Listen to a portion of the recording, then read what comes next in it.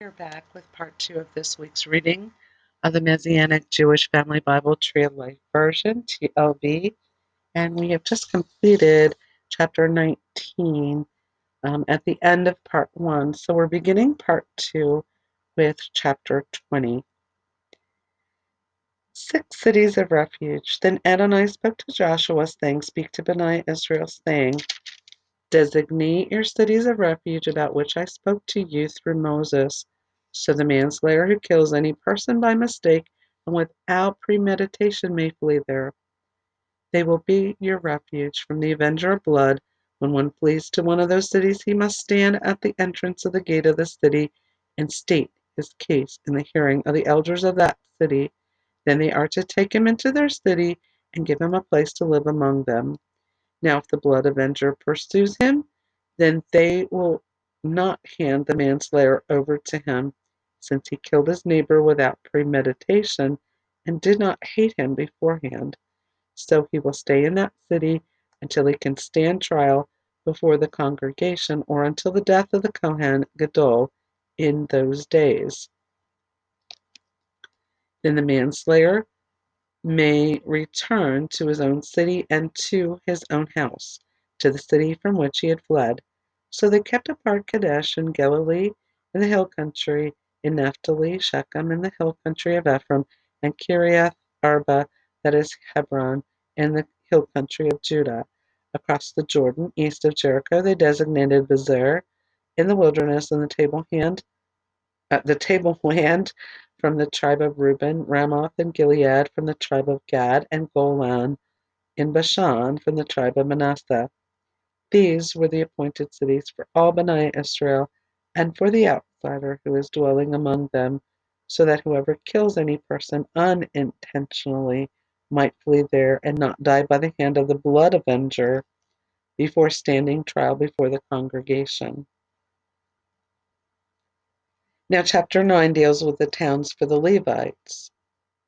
Then the heads of the ancestral houses of the Levites approached Eleazar the Kohen and Joshua son of Nun, and the heads of the ancestral houses of the tribes of Bnei Israel, and they spoke to them at Shiloh in the land of Canaan, saying, Adonai commanded through Moses to give us towns to live in with their pastures for cattle.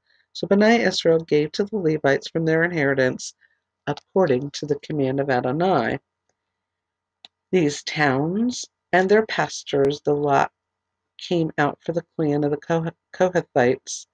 The children of Aaron, the Kohen, who were the Levites, received 13 towns by lot from the tribe of Judah, the tribe of Simeon, and the tribe of Benjamin. The rest of the children of Kohath received 2 towns by the lot from the clans of the clans of the tribe of Ephraim, the tribe of Dan, and the half tribe of Manasseh. The children of Gershon received 13 towns by lot from the clans of the tribe of Issachar, the tribe of Asher, the tribe of Naphtali, and the half tribe of Manasseh in Bashan.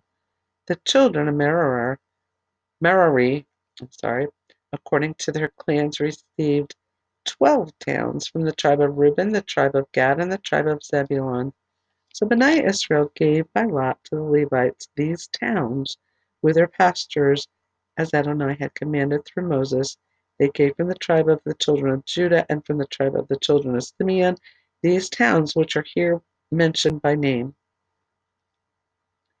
They were for the children of Aaron, and of the clans of the Kohathites, of the children of Levi or Levi, for theirs was the first lot. So they gave them Kiriath Arba, the father of Anak, that is, Hebron, in the hill country of Judah, with its surrounding pastures. But the fields of the city and its villages they had already given to Caleb son of Jephunneh as his possession. But to their children, the children of Aaron, the Kohen, they assigned Hebron, the city of refuge for the manslayer, with its pastures, Libnah, with its pastures, Jatir, with its pastures, Eshtemoa, with its pastures, Holon, with its pastures, Deber, with its pastures, Ain, with its pastures, Judah, with its pastures, and Beth Shemesh, with its pastures. Nine towns from these 2 tribes. Then from the tribe of Benjamin, Gibeon with its pasture, Geba with its pastures, Anathoth with its pastures, and Almon with its pastures, 4 towns. All the towns of the Kohanim, the children of Aaron, were 13 towns with their pastures. As for the other clans of the children of Kohath, the remaining Levites descended from the children of Kohath. The towns of their lot were from the tribe of Ephraim. So they gave them Shechem, city of refuge for the manslayer with its pastures in the hill country of Ephraim, Gezer with its pastures, Kibzaim with its pastures, and Beth-horon with its pastures, 4 towns. From the tribe of Dan, Eltek with its pastures, Gibbethon with its pastures, Ajalon with its pastures, and Gathrimmon with its pastures, 4 towns. From the half-tribe of Manasseh, Tanakh with its pastures, and Gathrimmon with its pastures, 2 towns. All the towns of the clans of the rest of the children of Kohath were 10 with their pastures. Now to the children of Gershon, the clans of the Levites, from the half-tribe of Manasseh, they gave Golan, the city of refuge for the manslayer, in Bashan with its pastures, and Beeshtera with its pastures, 2 towns. From the tribe of Issachar, Kishion with its pastures, Dobroth with its pastures, Jarmuth with its pastures, and En-ganim with its pastures, 4 towns. From the tribe of Asher, Mishtai with its pastures, Abdon with its pastures, Helkath with its pastures, and Rehob with its pastures, 4 towns. From the tribe of Naphtali, Kadesh, the city of refuge for the manslayer, in Galilee with its pastures, Hamath-dor with its pastures, Kartan with its pastures, 3 towns. All the towns of Gershonites, according to their clans, were 13 towns with their pastures. To the remaining Levites, the clans of the children of Merari, they gave the tribe of Zebulun, Jokneam with its pastures, Karta with its pastures, Dimnah with its pastures, and Nalel with its pastures, 4 towns. From the tribe of Reuben, Bezer with its pastures, Jahaz with its pastures, Kedemoth with its pastures, and Mephath with its pastures, 4 cities. From the tribe of Gad, Ramoth, a city of refuge for the manslayer, in Gilead with its pastures, Mahanam with its pastures, Heshbon with its pastures, and Jazer with its pastures, 4 towns in all. All the towns that went by lot to the children of Merari, the remaining Levites, according to their clans, were 12 towns. The total of the towns of the Levites within the holdings of Bnei Israel was 48 towns with their pastures. Each of these towns had its own pastures, so it was for all these towns. The last section of chapter 21 is Adonai keeps all his promises. So Adonai gave to Israel the entire land that he had swore to give to their fathers. They took possession and settled in. Then Adonai gave them rest on all sides, just as he sworn to their fathers. Not one man of all their enemies withstood them, for Adonai gave all their enemies into their hand. Not one good thing that Adonai had promised to the house of Israel failed. All came to pass. So chapter 22 is the altar of witness. Then Joshua summoned the Reubenites, Gadites, and half-tribe of Manasseh, and said to them, You have kept all that Moses, the servant of Adonai, commanded you, and have listened to my voice in all that I commanded you. You have not abandoned your kinsmen these many days to this day, but have kept the charge of the commandment of Adonai your God. So now Adonai your God has given rest to your kinsmen, as he said to them. So now turn and go by your tents to the land that is your possession, which Moses the servant of Adonai gave you beyond the Jordan. Only be very careful to observe the mitzvah and the Torah which Moses the servant of Adonai commanded you, to love Adonai your God and walk in all his ways, and to keep his mitzvot. Cling to him and worship him with all your heart and with all your soul. And remember, mitzvot is commandment. So Joshua blessed them and sent them away, and they went away to their tents. Now the one half tribe of Manasseh Moses had given inheritance in Bashan, but to the other half Joshua gave territory among their kinsmen to the west of the Jordan. Moreover, when Joshua sent them away to their tents, he blessed them and spoke to them, saying, Return to your tents with great wealth and with very much cattle, with silver, gold, bronze, iron, and with very many clothes. Share the spoil of your enemies with your brothers. So the children of Reuben, the children of Gad, and the half tribe of Manasseh returned and departed from Bani Israel at Shiloh in the land of Canaan to go to the land of Gilead, to the land of the inheritance that they had possessed, according to the mouth of Adonai by Moses' hand. Now when they came to the region near the Jordan in the land of Canaan, the children of Reuben, the children of Gad, and the half tribe of Manasseh built there an altar by the Jordan, a large conspicuous altar. Then Bani Israel heard about it and said, Behold, the children of Reuben, the children of Gad, and the half tribe of Manasseh have built an altar opposite the land of Canaan, in the region of the Jordan across from Bani Israel.